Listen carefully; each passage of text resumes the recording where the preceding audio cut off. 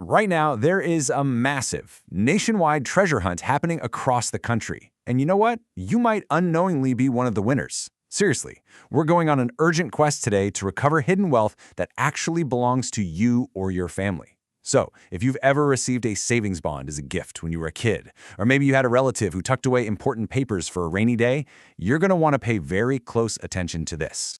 $30 billion. With a B. According to the U.S. Treasury, that's the estimated value of matured, uncashed U.S. savings bonds just sitting idle in government vaults right now. And these aren't active investments, okay? These are bonds that have completely stopped earning interest. The government has the money, but they're literally just waiting for the rightful owners to step forward and claim it. There's this great line from a Sony employee guide that I absolutely love, and it perfectly sets up what we're doing today. They say unclaimed savings bonds are exactly like forgotten treasures. You know, similar to finding valuable artifacts tucked away in an old attic. You might not even know they exist, but finding them, that can provide a sudden, massive boost to your financial future. So today, we're going to map out exactly how you can check if you have a claim to these forgotten artifacts. Okay, let's dive into this. Here is our treasure map for today. Number 1, billions in forgotten treasure. 2, step-by-step bond recovery. 3, overcoming common claim obstacles. 4, protecting your future assets. And 5, claiming your hidden funds now.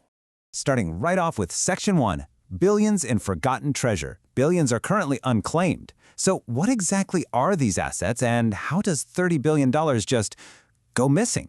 Well, to really understand the scope of this, we have to look at what happens to a savings bond over time. Basically, a U.S. savings bond is just a government debt security. But the absolute key term here is maturity. When a bond matures, it has reached the end of its term and it completely stops earning interest. And this reveals a pretty huge hidden danger. Once these bonds stop earning interest, their purchasing power is slowly eaten away by inflation. So leaving a matured bond sitting in a drawer somewhere, it's not safe. It's actually losing value every single day it goes uncashed.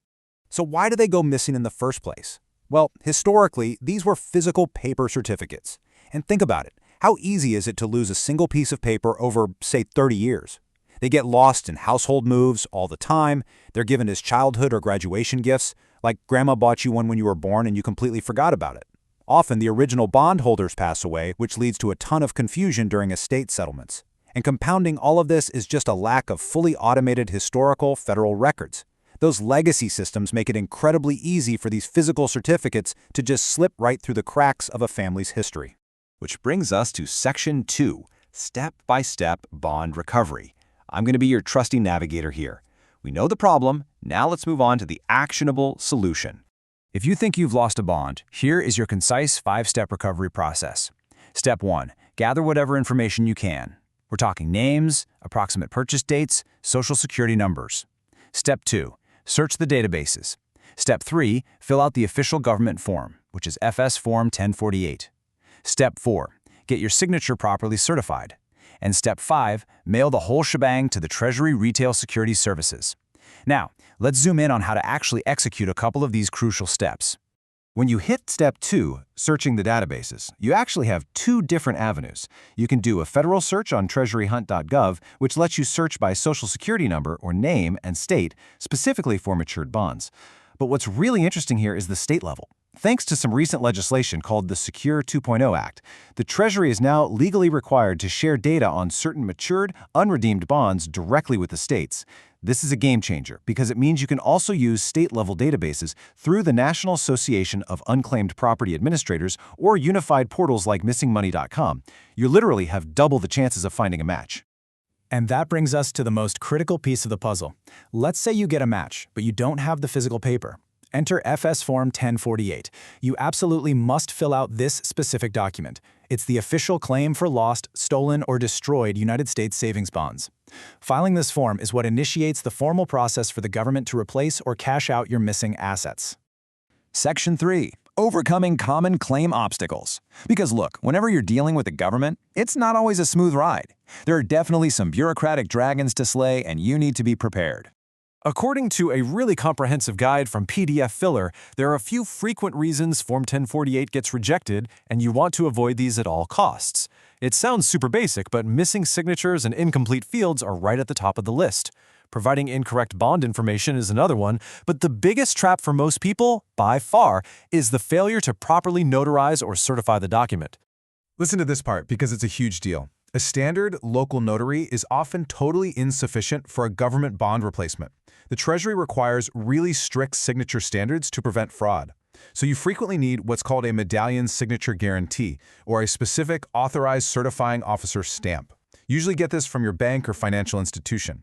Pro tip, call your bank ahead of time to make absolutely sure they have a certifying officer on staff before you walk in with your form. Now here's another very specific real-life obstacle you might run into. What if your bond matured over 6 years ago? Federal guidelines dictate a pretty strict rule. If a bond has been mature for more than 6 years, claims are generally only entertained if the claimant can supply the exact serial number of the bond. But if you lost the paper certificate, how on earth are you supposed to know the serial number? It's a total catch-22. But hey, don't panic. The workaround is actually the form itself. Filing FS Form 1048 acts as a formal investigation request. So even if you don't know the exact serial numbers, if you provide the specific month and year of purchase, your social security number, the exact name, and the address that appeared on the bonds, that prompts the government to search their legacy records on your behalf, effectively bypassing that missing serial number requirement. There is one piece of legal jargon you've got to understand before signing Form 1048, though, and that's indemnification. Because the government is handing you money without you handing them the physical paper bond, they require you to assume the financial risk. So by signing, you legally agree to repay the U.S. Treasury if that original paper bond is ever found in the future and cashed by someone else. Basically, you're holding the United States harmless from paying out twice on the same bond. All right, Section 4, protecting your future assets. Let's talk about how to modernize your records. Because once you go through all this effort to reclaim your money, how do you make sure you or your kids never have to do this again? The number one strategy here is modernization. Today, U.S. savings bonds are only issued electronically, so you need to set up an account on treasurydirect.gov and manage everything strictly digitally moving forward. Second, consolidate your records. Keep a master list of all previous physical addresses and name changes because that's exactly how those legacy bonds are tracked. Third, do a physical sweep of ancestral documents. Literally go check the old lockboxes and attic trunks of family members who have passed. And finally, just maintain generational awareness. Talk to your family about what assets exist so they don't end up as part of a $30 billion forgotten pile. Which brings us to our final section, Section 5, Claim Your Hidden Funds Now. Quick heads up before we wrap up, just a professional tip. This explainer is for informational purposes. The administrative process can honestly get a bit complicated sometimes, especially when estates or deceased relatives are involved. So please, consult with a legal or financial advisor for personalized assistance just to ensure your specific asset recovery goes as smoothly as possible. But whatever you do, don't just sit there. Seriously, are you really going to leave your piece of that $30 billion behind? You have the roadmap now. You know exactly how to bypass the obstacles. It's time to check treasuryhunt.gov. It's time to check missingmoney.com. And if needed, it's time to file Form 1048.